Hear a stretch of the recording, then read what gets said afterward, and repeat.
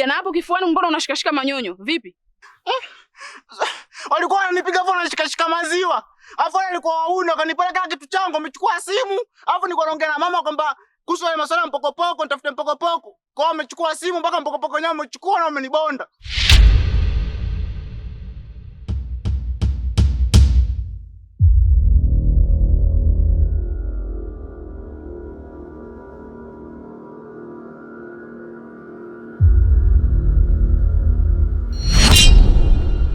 Shamba kiande.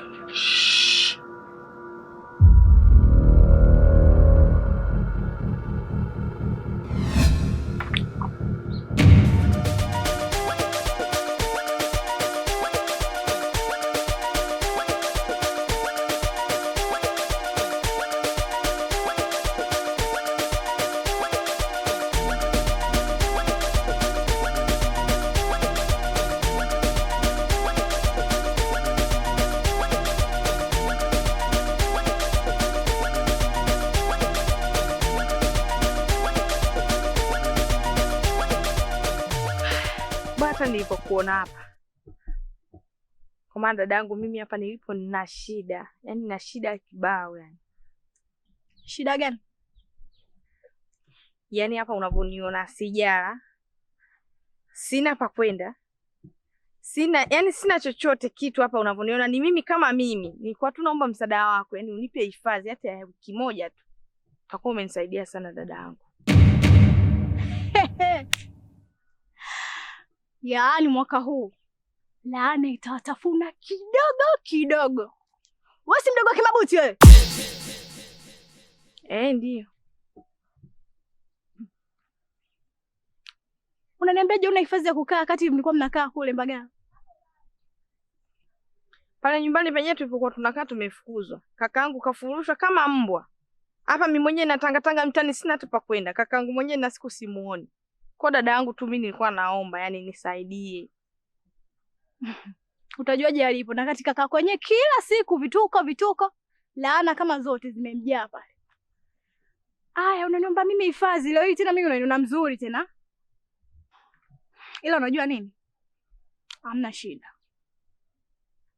Leo umepata shida na wewe. Kesho na kesho kutwa mimi naweza kanipata tatizo. Sitomjua mtu atakaye kuja kumsaidia. Kwa hiyo mimi naishi kwa mamangu mdogo huko juu. So vibaya, tutaishi kama ndugu, kama familia. Dadangu, asante, nitashukuru, asante sana. Nitashukuru. Lakini sote na kusaidia hapa. Tunaenda kuishi huko, ulete mambo kama kaka yako Mabuti. Tutakosana. Sijui unanielewa? Amna, mimi sio kama kakaangu. Kwani kakaangu hakufanyia nini? Ndio mnavyosemaga hivyo. Sawa, hamna shida. Twende. Hamna kitu kingine chochote umekufanya? Kanifanya kitu mimi. Chilo.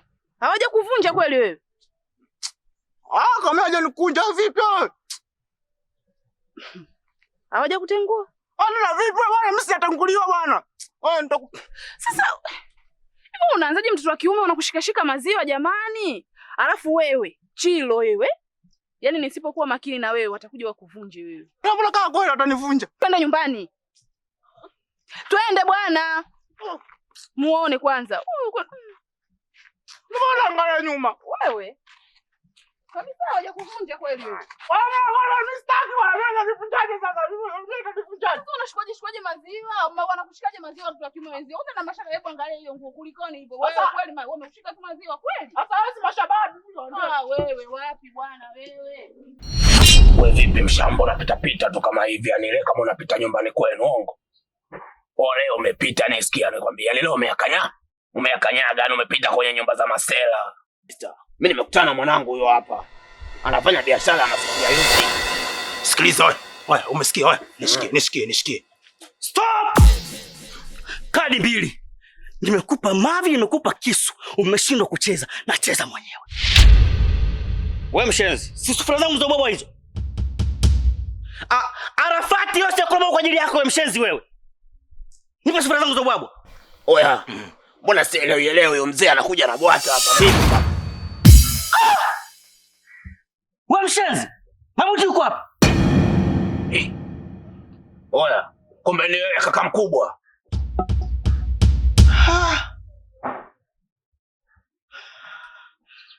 Nisikilize. Hapa yenyewe mimi nilipo namtafuta Mabuti kinoma yani. Kuba babake, utaniambia Mabuti wangu yuko wapi? Mabuti yupo wapi? Nisikilize, hapa yenyewe Mabuti kapita na 100,000 ya mtaani ya sister. Hebu nielezea nilikuwaje kuwaje mpaka akakuibia? Nisikilize kama mkubwa. Yule mdogo wako anajifanya yeye kishandu. Kwa sababu haiwezekani dakika za mwisho mimi nimemtendia ujue kama mwanangu. Yaani kama mshikaji wangu tuishi magetoni pale. Wa dakika za mwisho ninapokuambia yani nimetoka kidogo nimemwacha ndani. Anarudi kanisaula. Ndivyo alivyo yule. Sura nielewa. Dakika za mwisho kapita na hela za sister. Alafu kama unavyojua sister yangu mimi yale mazingira alinikabidhi niafikishe sehemu. Sema nilikuwa nimeyapigilia sehemu nikasema mida fulani hivi nitafikisha. Mdogo wako kapita nayo. Yaani hapa ninapokuambia namtafuta ile kinoma.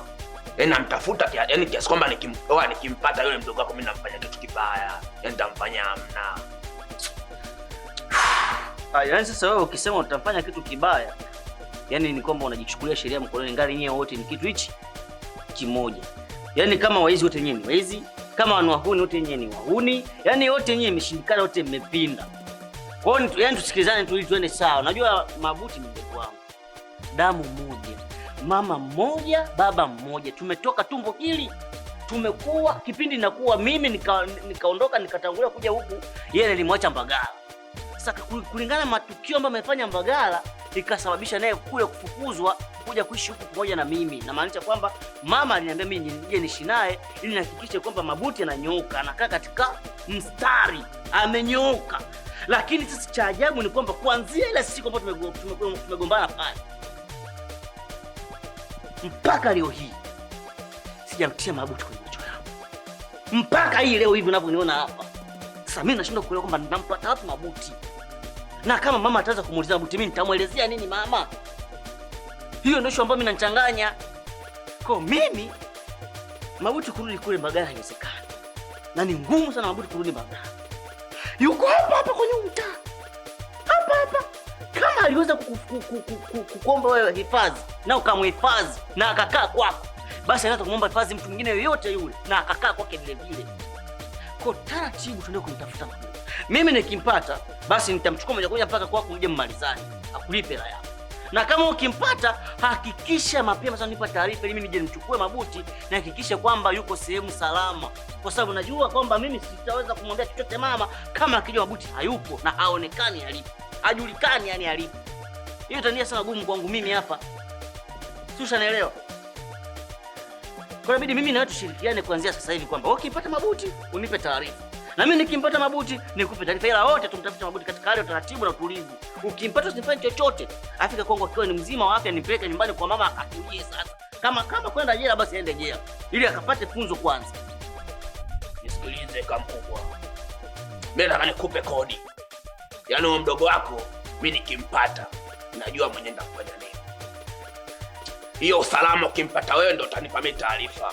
Ila mimi nikimpata na kisha kabisa nishamaliza vitu vyangu. Unanielewa? Hai. Nisikilize.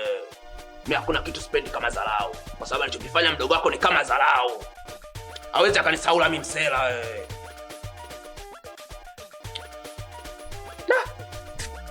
Muhimu ni apatikane kwanza. Yaani ndio jambo la muhimu ambalo sasa limesalia.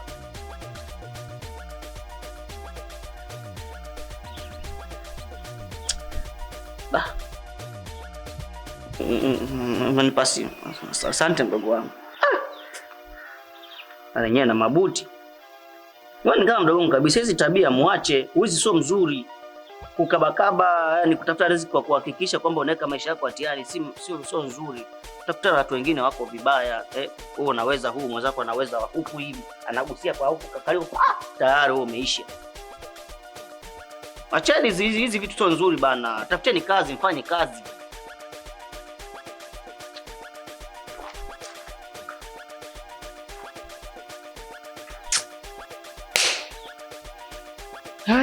Ndio vijana. Alhamdulillah.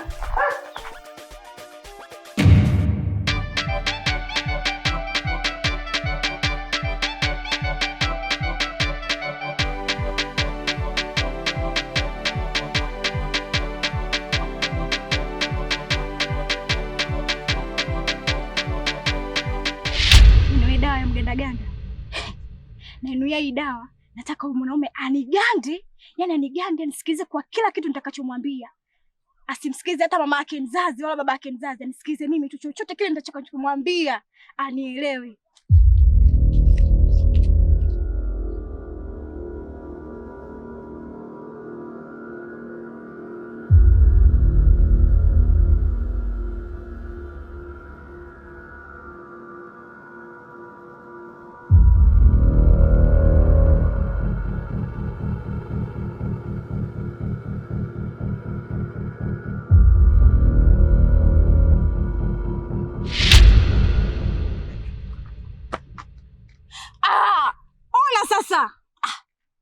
Mzee huyu.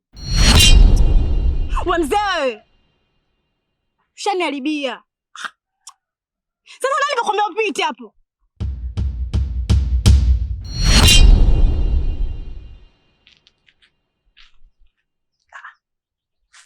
Mambo?